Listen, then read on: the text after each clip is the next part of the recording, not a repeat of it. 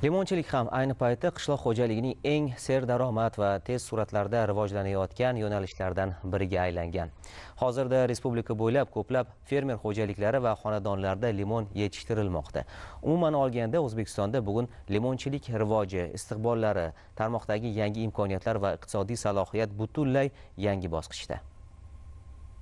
So'nggi yillarda limonchilikka davlat tomonidan ko'rsatilayotgan imkoniyat, bank sektorining moliyaviy qo'llab-quvvatlovi, ilmiy izlanishlar samarasi va xalqaro bozor talablarining ortishi natijasida hududlarda limonariyalar soni sezilarli darajada oshib bormoqda. Masalan, Samarqand viloyatini olaylik. Hududda tarmoqning strategik ahamiyati, eksport zanjiri, xalqaro sertifikatlash talablari va energiya tejamkor texnologiyalardan keng foydalanishga alohida e'tibor qaratilmoqda. Bugun viloyatda 2468 nafar tashabbuskor mavjud va ular tomonidan yetishtirilayotgan limonlar hattoki xalqaro ko'rgazmalarda ham namoyish etilyapti.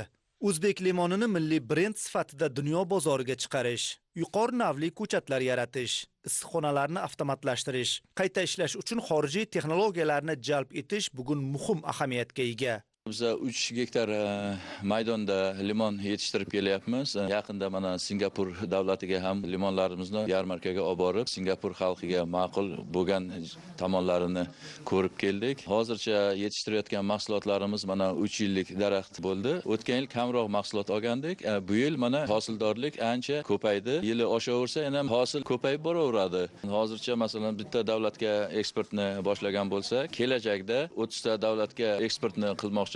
Ayni paytda Sirdaryo viloyatida esa 236 ta limonchilik xo'jaligi faoliyat yuritadi.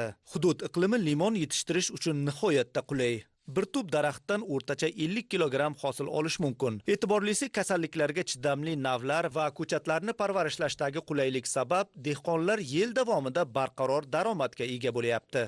Sayxunobod tumanida o'tkazilgan limon hosili sayli sohada yangi loyihalar boshlanganini, tadbirkorlar uchun imtiyozli kreditlar va amaliy ko'nikmalarni ko'rsatdi.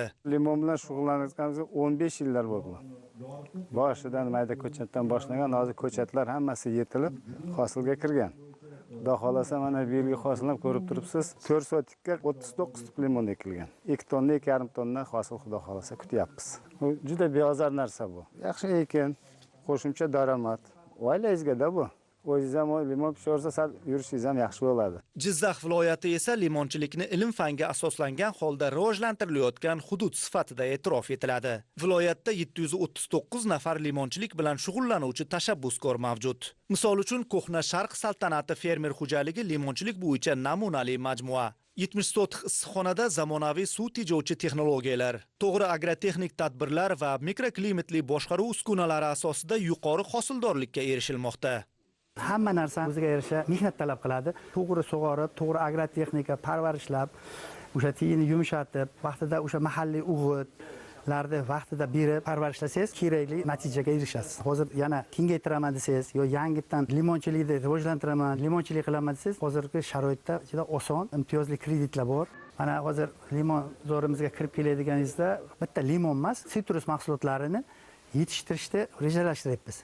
Avvalo limonchilik tarmog'ini qo'llab-quvvatlashga oid davlatimiz rahbari tashabbusi va tizimni rivojlantirish bo'yicha qabul qilingan qaror va farmonlar sohaga yangi impuls berdi desak mubolag'a bo'lmaydi. Shuningdek, bepul fitosanitar sertifikatlar berilishi, in vitro ko'chatlarga subsidiyalar, eksportchilar uchun qo'shimcha rag'batlar kabi jihatlar limonchilikning iqtisodiy jozibasini yanada oshirmoqda. Muhimi, bu imkoniyatlar limonchilik bilan shug'ullanuvchi tadbirkorlar yoxud sohaga qiziqishi bor fuqarolar uchun nafaqat issiqxona barpo etish, balki qayta ishlash, saralash va eksportni kengaytirish yo'lida ham katta yordam bermoqda. Ijodiy guruhimiz tomonidan sizlarga yetkazmoqchi bo'lgan xabar va lavhalarimiz ana shulardan iborat edi. O'zbekiston 24 telekanalidan uzoqlashmang. E'tiboringiz uchun rahmat.